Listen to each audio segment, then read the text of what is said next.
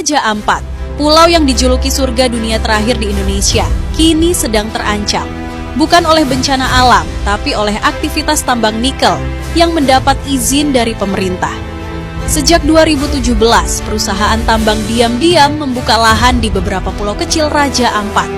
Tanpa sorotan media, hutan digunduli, tanah dikeruk, laut yang dulu jernih kini keruh tertutup lumpur tambang.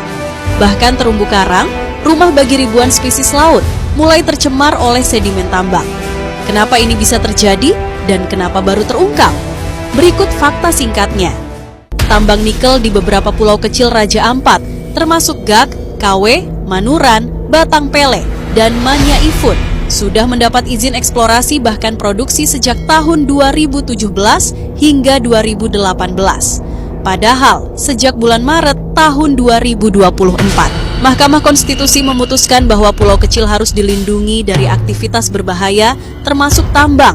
Namun, izin tambang tetap dikeluarkan hingga akhir tahun 2024, meski konstitusi sudah jelas melarangnya.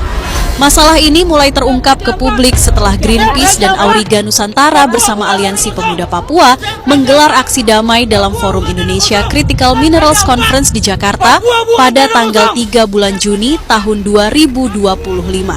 Dalam laporan visual yang dirilis pada tanggal 5 bulan Juni tahun 2025, Greenpeace dan Auriga menemukan penggundulan hutan untuk pembukaan areal tambang nikel seluas 494 hektar yang terjadi sejak tahun 2020 hingga 2024.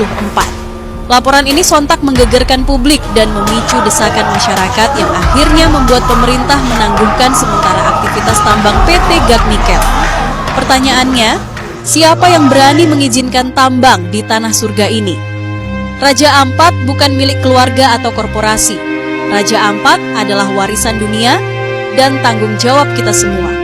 Ayo sebarkan fakta ini agar Raja Ampat tidak tinggal nama.